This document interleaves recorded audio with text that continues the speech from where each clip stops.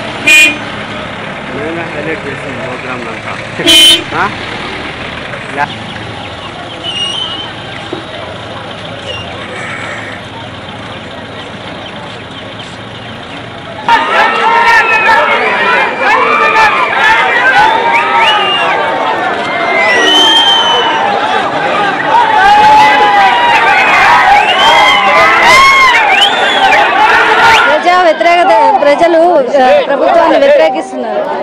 ఆ వ్యతిరేకతని క్లియర్ గా ఇక్కడ చూస్తున్నాము. ఎక్కడ వాళ్ళ ప్రభుత్వ లొసుగులన్నీ బయటపడతాయో అని చెప్పి మా పాదయాత్రని ఆపాలని తీవ్రంగా అడ్డుకుంటున్నారు. కానీ మేము ఆపేదే లేదు. ఎలా అయినా ముందు కొనసాగాలి. ఎలాంటి పరిణామాలకైనా మేము ఎదురు నిలుస్తాం. పోలీసులు ఎందుకు అడ్డుకున్నారని భావిస్తున్నారు? ఎందుకంటే నిద్రవాడ దగ్గర అడ్డుకున్నారు, ఆ తరిమల దగ్గర అడ్డుకున్నారు. మీరు పాదయాత్ర స్టాప్ చేయాలని డిమాండ్ చేస్తూ ఉన్నారు. ఎందుకోసము పోలీసులు అడ్డుకునే ప్రయత్నం చేస్తున్నారట?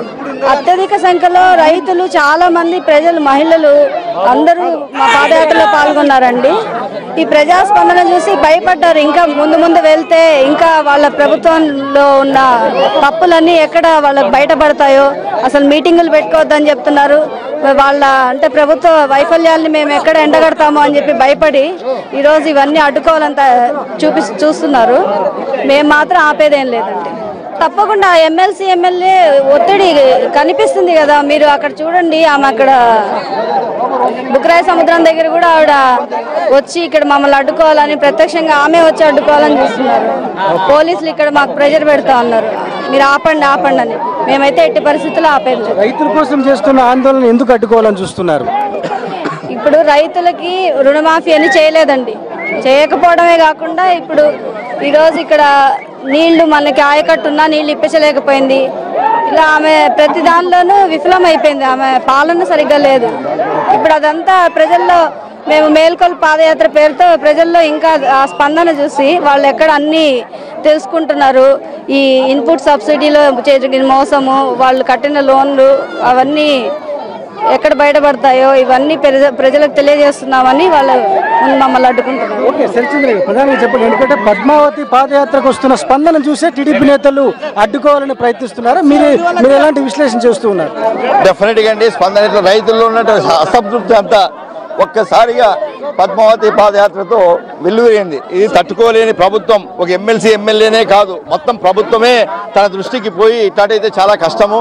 ఈ జనం సమీకరణ చాలా పెద్దది ఇది ఏమి, కాబట్టి దీన్ని ఎటువంటి పరిస్థితులు అడ్డుకోవాలనేదే వాళ్ళ ఉద్దేశం.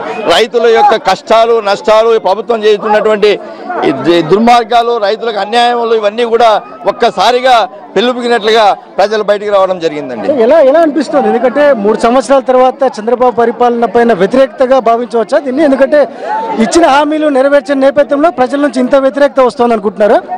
చాలా అండి, డెఫినెట్గా. ఏమండి, అనంతపురం జిల్లాలో 63 జిల్లాలు కంప్లీట్గా దేశంలో ఎక్కడ లేని ఒక జిల్లాలో ఉన్నటువంటి మండలాలన్నీ కంప్లీట్ కరువుగా చేసిన ఈ రోజు వరకు 3 సంవత్సరాలు 4 సంవత్సరాలు ఇన్పుట్ సబ్సిడీ లేదు.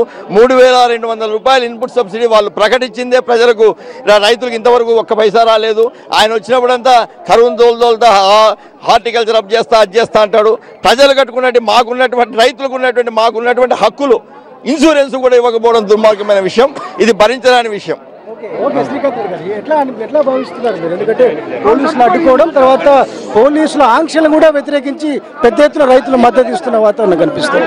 7 రోజుల నుంచి జరుగుతున్న మేలుకొలుపు యాత్ర చూసి వస్తున్న జనాదరణ చూసి ఓర్వలేక, పద్మావతి గారికి వచ్చే జనాదరణ చూసి ఓర్వలేకే ఎమ్మెల్యే గారు ఎమ్మెల్సీ గారు కుట్ర పన్ని ఈరోజు తరిమెల్లో బహిరంగ సభని ఆపారు.